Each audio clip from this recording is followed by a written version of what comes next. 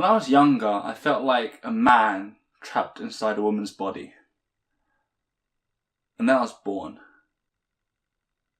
It's already been one whole month, almost, kind of, has it or hasn't it, since I've started my chemo. Today I'm going to take you through some of the details of that month, including, biological changes in my body, how I've reacted to the chemo, and daily life, that sort of thing.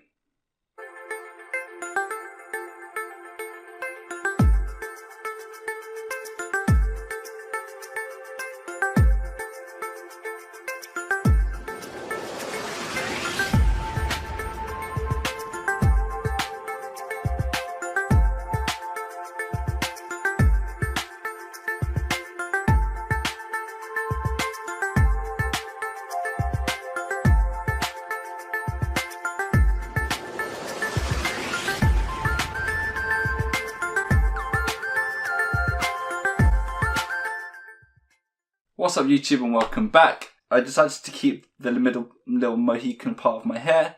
So yes, it lasted longer than the day that I planned to have it.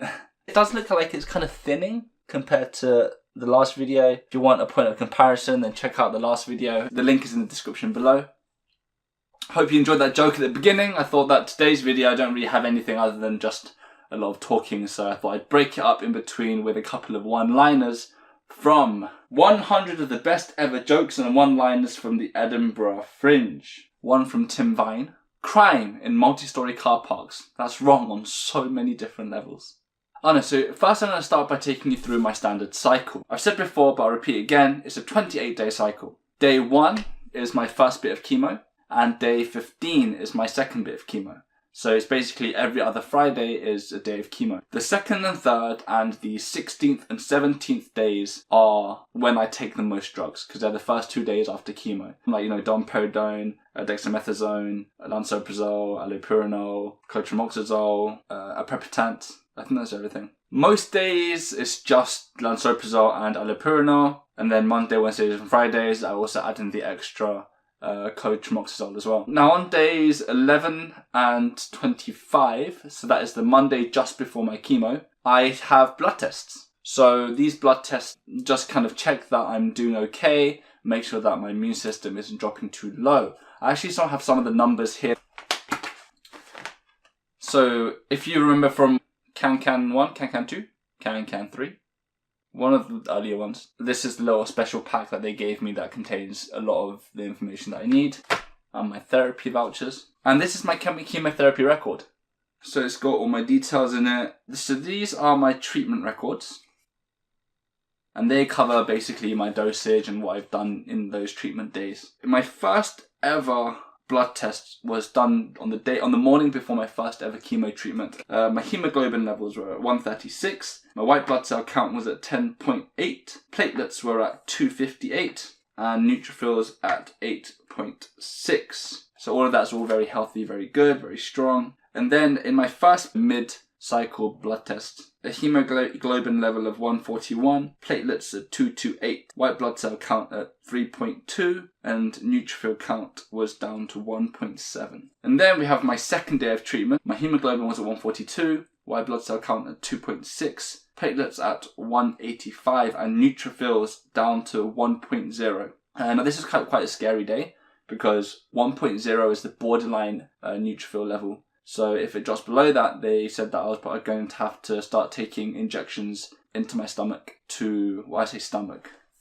my tummy, to boost my immune system. I'm not, scared of needles, but I'm not a big fan, especially when I'm stabbing myself in the stomach with it. And then the following Monday one, which was the one that I did just 4 days ago, my hemoglobin was at 144, platelets at 235, white blood cell count at 4.3, and my neutrophils at 2.7. So all in all, my body started recovering well. 2.7 is a solid neutrophil score, I believe. Tom Ward, 2015. I usually meet my girlfriend at 12:59 because I enjoy that one-to-one time. I also check for your liver function. So last week and also the last blood test that I did this week, both of them showed that my liver function was abnormal. So my treatment's actually been pushed back a week. And they've taken me off of the cotrimoxazole because that could be affecting my liver. It's weird because I feel so normal, but then inside my body's going through all these changes that I don't really notice. I asked them what's abnormal about it, and they said everything. But I'm not too worried. They've stopped the chemo for this week, so I'm meant to be having my second cycle starting tomorrow, but they've cancelled that and they've pushed it back to next Friday, so I'm 1 week behind. I've got another blood test on Tuesday just to see whether stopping the chemo and taking me off the cotrimoxazole has improved my liver function or made it normal again. I mean, 1 week isn't bad, you know, it's a delay, but it's not too bad. I mean, what is a week really? It's 7 days. Oh gosh, it's a dark one. By Felicity Ward, 2012. I really wanted kids when I was in my early 20s, but I could never lure them into my car. I'm only kidding, I don't have a license. I also have random tests every so often that I don't really know, when they're going to happen. I've had my first one, which is my lung function test, and this should normally be this should be done normally before your chemo starts, so that they've got a benchmark to see what your lung is like when you first started, but mine was done 2 weeks after, but it was okay. I've got a quick clip here showing, what I had to do. Right over. Perfect. So breathe normal, please. Normal, yeah? Normal first, normal, until you want to go big. Brilliant. Okay, next time, big breath in and out. Out. In, big, full. Big. Normal again. Brilliant. I've done this before actually during my biomedical sciences degree. Teach us about how lung function and lung stuff works and physiology and science stuff. I don't remember exactly, but I believe that my lung function, so my lung capacity was somewhere like 5.8 to 6 litres, and that something about, when you breathe in as much as you can and then breathe out as much as you can, so basically lung efficiency, I was doing pretty much like 5.8 litres or something. The stuff that they get you to do is breathe in as quickly as you can and then breathe out as quickly as you can, breathe in as much as you can, breathe out as much as you can, stuff like that. Do a couple of times just to get the sort of average. What else did I do? So blood tests, chemo, lung function test once. So I went to the sperm bank twice. I was thinking about going again, but then the lady that I talked to there, the nurse, who was amazing by the way, she was amazing. I don't remember her name unfortunately. I should probably look that up. But seriously, she was there and she was like, oh, it's almost lunchtime. These forms, they normally take about half an hour, but I'm going to speed through, give you the most important information. And I was out of there in like 15 minutes. Now seriously, this lady, the minute she came out into the waiting room, she was like, oh, nice to meet you. And she shook my hand and I was thinking, that's very confident and trusting of you to do that, because I would not be shaking hands with anybody that I know has been in a sperm bank collecting their sperm. I had washed my hands and I was clean, but just saying, not everybody is like that. And she had this air about her, those people that could sell anything. She could sell a steak to a vegetarian, a hairbrush to a bald person, water to the sea, half the time I was sitting there across the table from her thinking, if this woman wanted to sell me the sperm that I just frozen, I would probably end up buying it and probably end up spending my life savings on it. That's funny because spending your life savings on some life savings.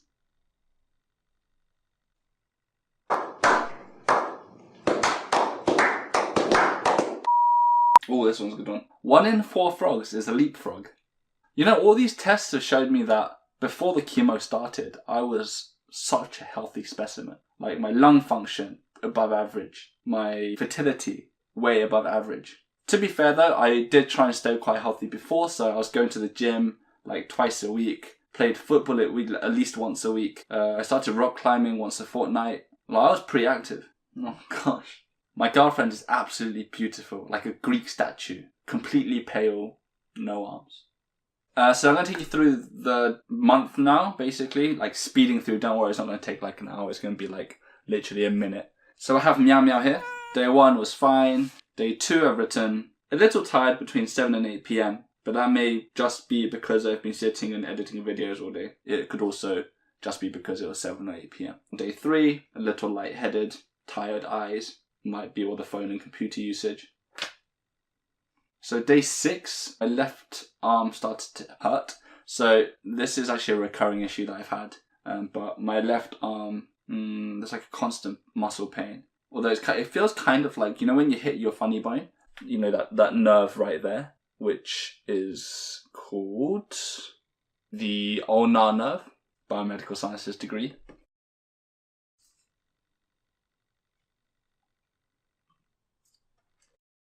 But basically feels like that pain constantly. Day 8, I went to get my wound checked out. So they took off the bandages and the stuff. And I'm not sure if you can see it or if I'm standing in the right place in the camera, but the surgeon said that it should probably heal up with no scar. So I'm excited for that. So day 12, my arm pain was almost gone. Day 15, my second bit of chemo. This one actually had an issue. Oh, if you saw my Instagram story, then you would know. But the last drug that should take 2 hours is really strong. So they normally water it down, dilute it with saline. They didn't do it enough, and so when it was going into my arm, it started to really hurt. So they slowed it all the way down until it didn't hurt anymore. Slowed it down to the point where it only hurt so much that I could withstand it. The nurse was really nice though. She gave me like a warm pack to help dilute the blood vessels. Long story short, I ended up being there for 4 or 5 hours instead of the normal 2 hours. Day 16 and 17, I actually felt a little sick, a little nausea, not a lot. Day 19, I've written, so the hair loss is real today. Shower was like some sort of horror film. Hair looks surprisingly okay for now though. Didn't manage to use any shampoo though, which is why my hair was so greasy at the start of the hair shaving video. So the hair loss actually started around day 17, 18 when I first noticed it, just sort of running my hand through my hair and thinking this is more hair falling out than it should be. Day 20, the pain in my left arm starts to creep back. Now I assume that the week after my treatment, my arm is going to hurt. That's basically my understanding of it. And then now we're all the way to this week. We're on day 28. Arm pain is gone. Had a tiny bit yesterday, maybe. Feel pretty normal. My next chemo is next week. My husband's Pete. No, okay, maybe not. I was raised as an only child, which really annoyed my sister. My sister will probably enjoy that one. My diet has been a lot better. You know, actually, I met a friend of mine.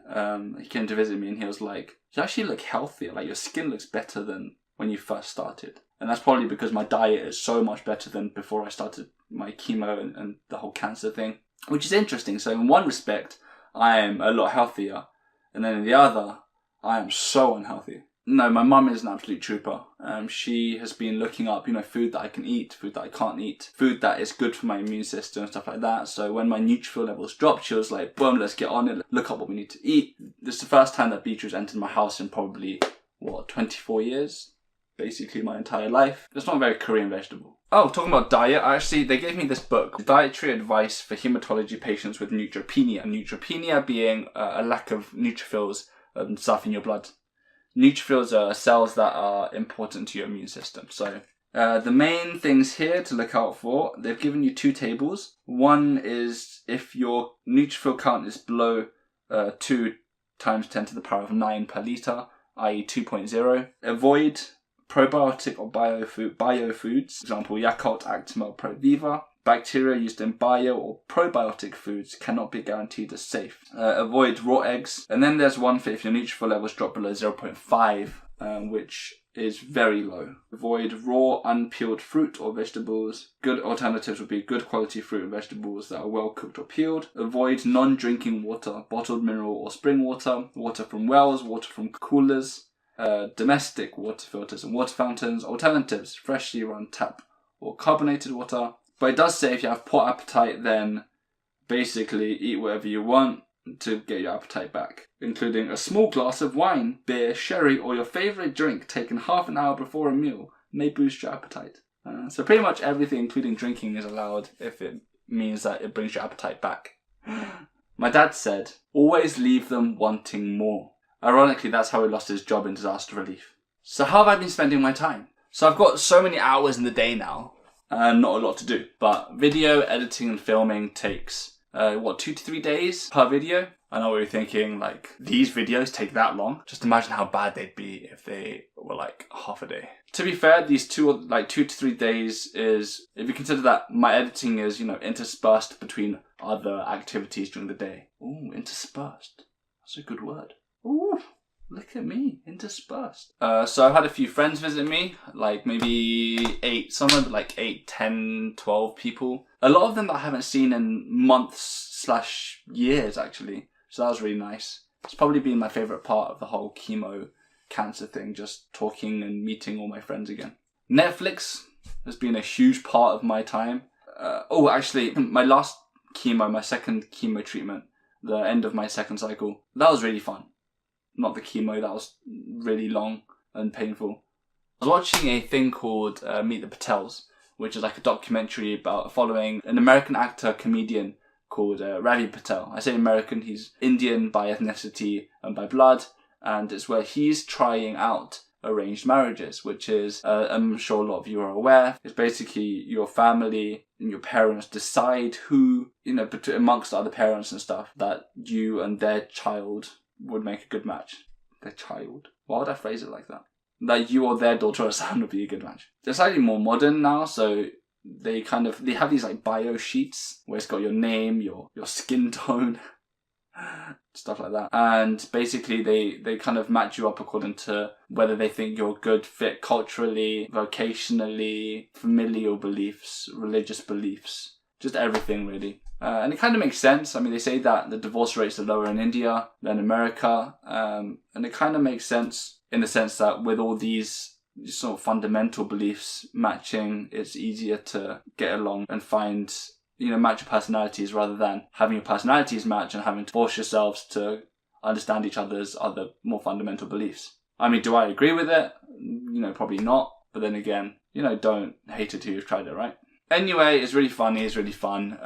I enjoyed it, maybe because my secondary school was predominantly very Indian / Sri Lankan / Pakistani, that area of the world. Tiffinians know what I'm talking about. Hardeep Singh Kohli. One thing you'll never hear a Hindu say. Well, you only live once. Now, I was considering doing an Indian accent for that, but I thought there's only so much I can get away with.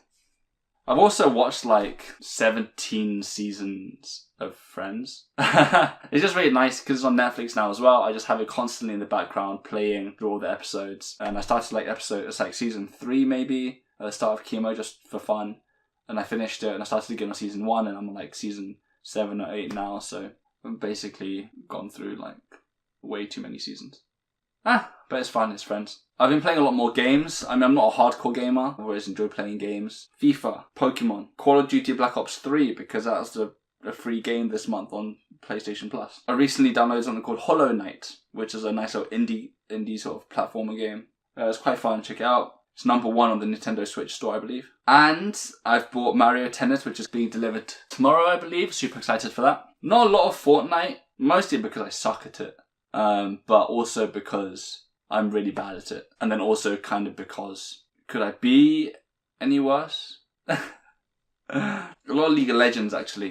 It's one of those games that I leave for a year, come back, I'm hooked again for a month, and then I'm already reaching that point where I'm kind of bored of it again. But yeah, videos take up the most time, and it'll probably take up more time, even more time, as I start to do more challenges. I mean, I'm aiming to have maybe 2 challenges / fun videos. Why did I do fun on that? Fun videos being released next week. So keep an eye out for those. And then obviously it's World Cup season and I'm watching that by myself at home.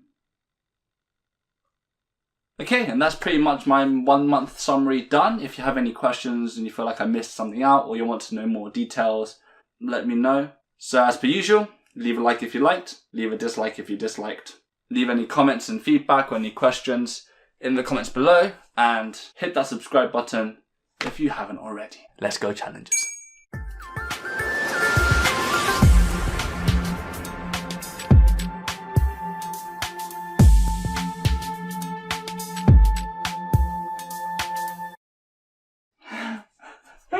I'm learning the hokey cokey. Not all of it, but I've got the ins and outs.